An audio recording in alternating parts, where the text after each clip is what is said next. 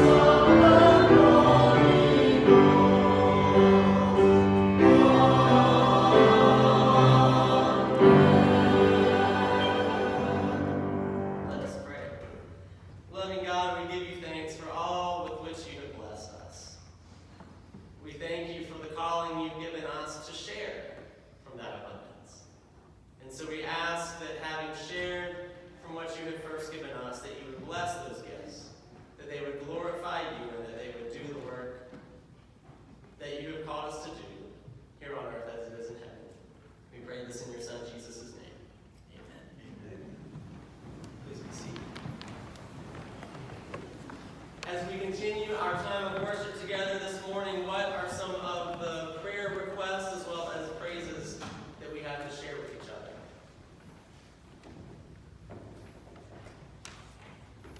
I had the date wrong. My sister's surgery is actually tomorrow. Okay.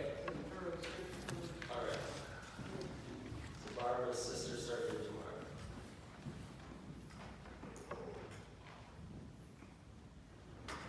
Any others? Telling somebody this morning, I got the sense a lot of people were praying about 6:30 yesterday evening. It worked. And I don't think they were praying, your will be done either. So I guess all of our prayers may have already been prayed. Any other prayer needs? Celebrations? If not, let's join our hearts in prayer. Loving God, we thank you in the midst of our need that you provide for us and you care for us. Even in those times when we may not think we are in need. Thank you for recognizing our needs and fulfilling them and for caring for them. God, we lift up Barbara's sister with her surgery tomorrow, and we ask your blessings not just on her, but on those who will be doing the surgery and caring for her as she recovers. We ask that you would use them as vessels of your healing work, and that you would surround her with peace and comfort, not just tomorrow, but in all those days that follow. God, we lift up all those in our community and our families, maybe even those people who we pass by every day,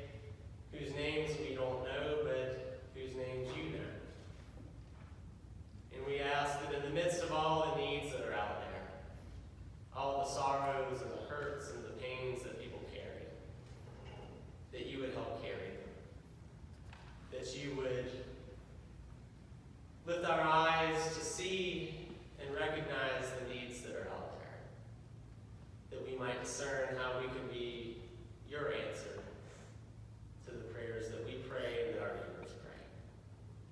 We thank you for the opportunity we have to serve you and to worship you. And so we ask that as we continue doing those things, that you would bless us, that we might be a blessing to others. We pray this in your Son Jesus' name. Amen. I invite you, as you are able, to please stand as we hear the reading of the gospel, which comes this morning from Luke chapter 16. And it's a little bit long, so if you get tired, you can sleep. It's okay. There was a rich man who was dressed in purple and fine linen, and who feasted sumptuously every day. And at his gate lay a poor man named Lazarus, covered with sores, who longed to satisfy his hunger with what fell from the rich man's table. Even the dogs would come and lick his sores. The poor man died and was carried away by the angels to be with Abraham. The rich man also died and was buried. In Hades, where he was being tormented, he looked up and saw Abraham far away with Lazarus by his side. He called out, "Father Abraham, have mercy on me, and send Lazarus to dip the tip of his finger in water and cool my tongue, for I am in agony in these flames." But Abraham said, "Child, remember that during your lifetime you received your good things, and Lazarus in like manner evil things. But now he is comforted here, and you are in agony. Besides all this, between you and us a great chasm has been fixed, so that those who might want to pass from here to you cannot do so, and no one can cross from there to us." He said, "Then, Father, I beg you to send him to my father's house, for I have 5 brothers, that he may warn them, so that they will not also come into this place of torment." Abraham replied, "They have Moses and the prophets. They should listen to them." He said, "No, Father Abraham, but if someone goes to them from the dead, they will repent." He said to him, "If they do not listen to Moses and the prophets, neither will they be convinced, even if someone rises from the dead." This is the word of God for all of us, the people of God. Thanks be to God. Please be seated. Let us pray. Speak through me or speak in spite of me, but speak, O Lord, for we, your children, long to hear a word from you. May the words of my mouth and the meditations of each of our hearts be acceptable in your sight, O Lord, our rock and our redeemer. Amen. So have you ever thought that your pastor had lost his or her mind? That might not be a good question for me to ask right now. There have been a few times since I became a pastor that I apparently had lost my mind. For instance, one of the very first children's sermons I ever did, I got the bright idea that it would be good to include as a prop fire. 15 kids from the age 8 and under with about 15 candles right in front of them. What could possibly go wrong, right? What was I thinking? I lost my mind. Then there was the time I was waiting for a wedding rehearsal to start. It was for an outdoor wedding. It was at this beautiful garden in the midst of marshland. And as I waited for the wedding party to arrive, you always have to wait for the wedding party to arrive, I looked out at that beautiful spot where the wedding was going to take place the next day, and right down the aisle walks this 6 or 7 foot long alligator. And I still did the wedding. Why would I do something so dangerous? You've never really been to a wedding until the preacher turns at the end and says to the bride, or to the groom, "You may kiss the bride," and he looks over and says, "Oh no, where did the bride go?" But I lost my mind.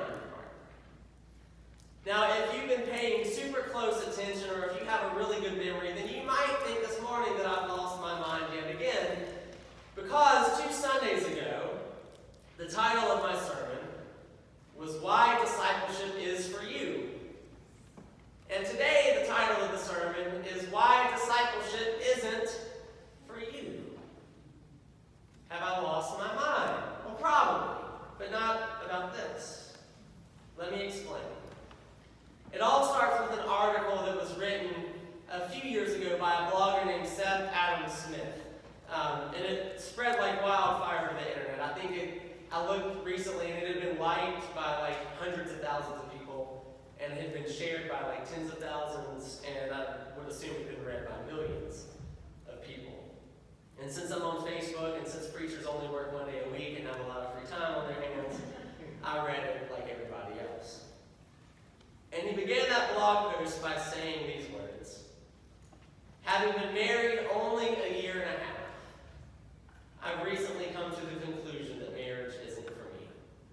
I'm going to repeat that. I see some big eyes. He said, "Having been married only a year and a half, I've recently come to the conclusion that marriage isn't for me." Now, you're probably thinking that he was having second thoughts about the person he had married. Or maybe you think that he was thinking that he recognized that he wasn't cut out to be a husband. He wasn't husband material. Maybe you even think that he was starting to think about divorce, about just giving up on the whole thing. But that's actually not it at all.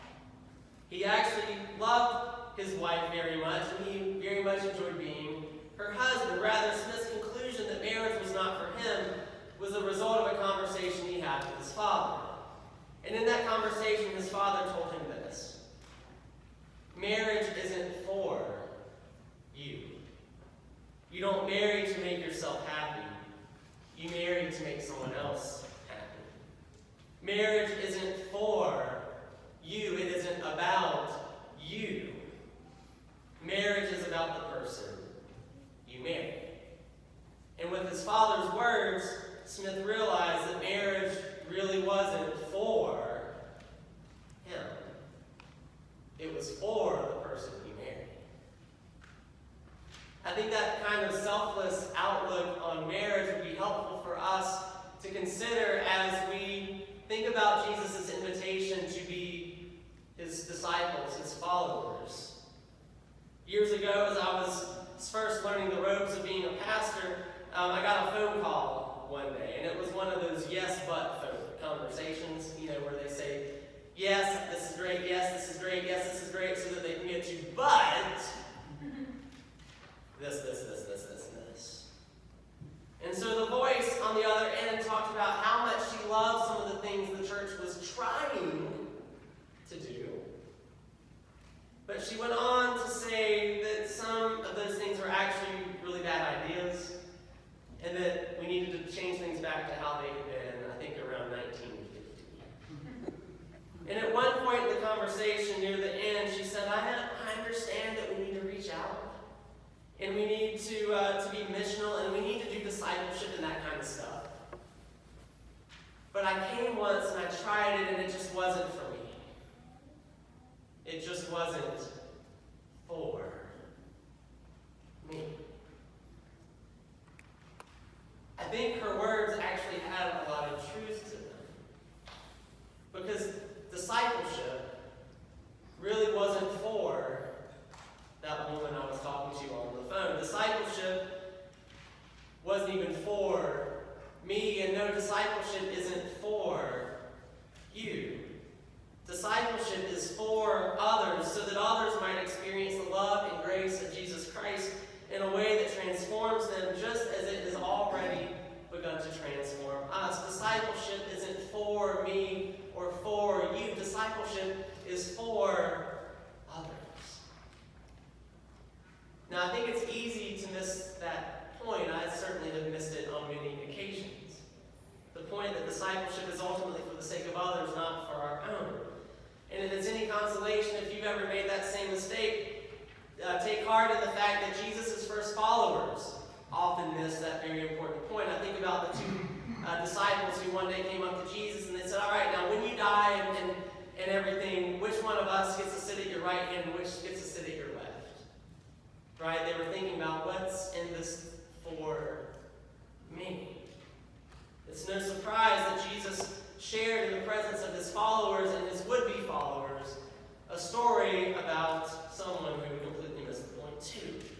And at the center of that story that he shared, the story that we heard just a few minutes ago, was this rich man.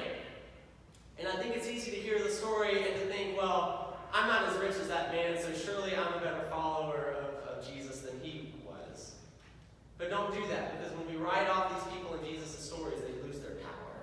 We miss the point too. But he was dressed in purple, the color of royalty, and a football team that won yesterday by 1 point. He had more than enough, a sign in those days of God's favor and blessing, presumably because he'd been especially righteous. People oftentimes thought, well, I have everything that I need, so that must mean that I'm a great person, and God has blessed me. He had more than he needed, much like most of us. He had a lavish lifestyle. He had safety and security from his enemies, much like most of us. And I'm sure he probably thought, I've been such a great person, so look at all the stuff that God has given me. Meanwhile, right outside his door lay a man who didn't have a change of clothes, who didn't have food to eat, didn't have food in his belly. About the only thing he had were all the sores that covered his body that the dogs ran up to him so they could lick. His poverty and health issues would have been seen by some as signs that he was unclean, that he was especially sinful, and that God had given him this harsh life as a consequence for his awful sins. I'm sure many people walked past that man, the rich man included, and they comforted themselves by saying, well, you know, God helps those who help themselves. Or they may have even turned to the man and said, God won't give you more than you can handle, or any of that other nonsense that's found nowhere else in the Bible but that people like to repeat. The point is, the rich man went through life presumably concerned about himself, but not about the needs of other people. Even in his faith, it was about how God would bless him, not about how he could be a blessing to other people. And it's only after death that the rich man finally realized that he had completely missed the point for his entire life. That the life of the one who is faithful to God, that the true life that is truly worth living, is lived not for one's own sake or for one's own benefit, but rather for the sake of others, to show love and compassion and concern for others, even or perhaps especially others in whom no one finds value. To those who are following him or considering following him, Jesus made clear that discipleship isn't about how do I get to heaven or how do I earn God's blessing, but rather it's about becoming like Jesus Christ himself and loving and serving others and caring for others for their sake, not for our own. He made clear that discipleship isn't for us. It's for the sake of others. Now, one of the best movies ever made, or at least I can quote almost from memory, is Field of Dreams. All right? So, Trent, we can have a competition sometime to see who remembers the most lines. But for those who aren't familiar with that movie, Kevin Costner plays a farmer named Ray. He starts hearing a voice that tells him to do all kinds of crazy things. And so, for instance, the voice tells him to plow his cornfield and to replace it with a baseball field, so that dead baseball players can come back and play, including the great shoeless Joe Jackson. Later on, the voice tells him to go to Boston from Iowa, so that he can take a retired civil rights leader and author to a baseball game at Fenway Park. And then the voice tells him to drive to Chisholm, Minnesota, so he can pick up this old retired baseball player who never had a chance to bat in the major leagues, to bring him to this field in Iowa so he can play with all of his childhood heroes. Time and time again, even as ludicrous as the things are that the voice tells Ray to do, he does them, never questioning him. But near the end of the movie, there's a scene where shoeless Joe Jackson extends an invitation to someone other than Ray to go be a guest in Ray's cornfield that Ray owns.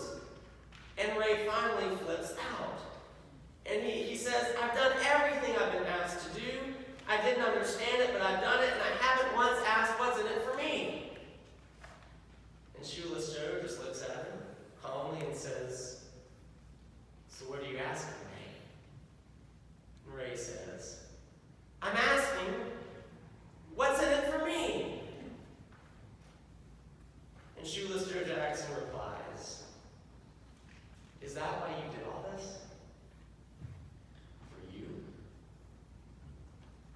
under the guise of faithfulness to the one calling him. And having helped other people realize their greatest dreams, Ray finally reveals that he's been motivated all along by the expectation that in the end there would ultimately be something great in it for him. I imagine that for many of those who were gathered around Jesus, not just on that day when he told the parable of the rich man and Lazarus, but also every day of his ministry, who had responded to his voice, who had responded faithfully to his call, who probably thought, what's in this discipleship thing for me? Many of us may go through the motions of our faith sometimes thinking that it's ultimately about something that we'll get for being a faithful Christian, or for being a good church member, or for being a member of this group within the church.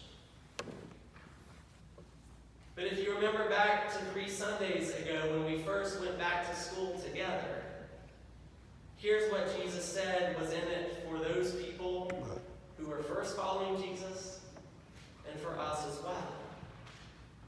Jesus said, "Whoever comes to me and does not hate father and mother, wife and children, brothers and sisters, yes, and even life itself, cannot be my disciple. Whoever does not carry the cross and follow me cannot be my disciple. So therefore none of you can become my disciple if you do not give up all of your possessions." What's in it for us? Well, sacrifice. A cross. Even as there's also love and grace and mercy. Given that discipleship isn't for those who choose to follow, I again ask a question that I've asked before. Why would anybody choose to follow Jesus? And I don't know how you would answer that, but my personal answer is that we would choose to follow Jesus even if there's nothing in it for us, because Christ has already done so much for us that there's nothing else that I think we truly need. I was thinking next Sunday is a communion Sunday. It's World Communion Sunday, in fact. And I want you to just picture for a moment, the bread and the cup up on the altar table, all right? And think about some of the words that we say in communion. We say Christ died for us while we were yet sinners, and that proves God's love toward us. When before we take communion, we remember Jesus' words, where Jesus gave the bread to his disciples and he said, "Take, eat, this is my body, which is given" what? For you. When he took the cup, he said, "This is my blood of the new covenant, poured out for you and for many, for the forgiveness of sins." When you come and kneel at the altar, and I hand you a piece of bread that's way too big to chew and swallow, I hear what people say. While you're amazed at how big the piece of bread is, the words I say are, "This is the body of Christ given for you." And when you get the little tiny cup that can't wash down the huge piece of bread, you hear the words, "The blood of Christ shed for you, for you, for you." Christ has already done so much for us that our discipleship is simply a response in which, out of gratitude, we give to others and share with others what Christ has already done for us. It's out of gratitude for this grace, for what God has already done for us, that we give ourselves away in discipleship. It's out of gratitude for all that Christ has left behind for our sake, that we leave all behind to follow him. It's out of gratitude for the love and service Christ has first shown to us, that we are compelled to show love and compassion and service to others as Christ has first done for us. My dear friends, discipleship is for you, but it isn't for you. It isn't for me. Discipleship is for others, that they might come to know the love and the grace and the mercy of Jesus Christ, that's been shown to each of us already. And so, friends, may we each begin again, or for the first time, or continue on that journey of discipleship, not for our own sake, but for the sake of others for whom Jesus Christ lived and died and rose again. And I will say that when people see you living not for your own sake, but for the sake of others, they may look at you as though you had completely lost your mind. But that's okay. Because Jesus loved us so much that when people looked at what he did and looked at what he said to us and about us, they also thought he lost his. Go forth as disciples to lose your mind in showing love and grace and compassion to others. In the name of the Father, and the Son, and the Holy Spirit. Amen. Please stand as you're able as we sing our closing hymn, 21.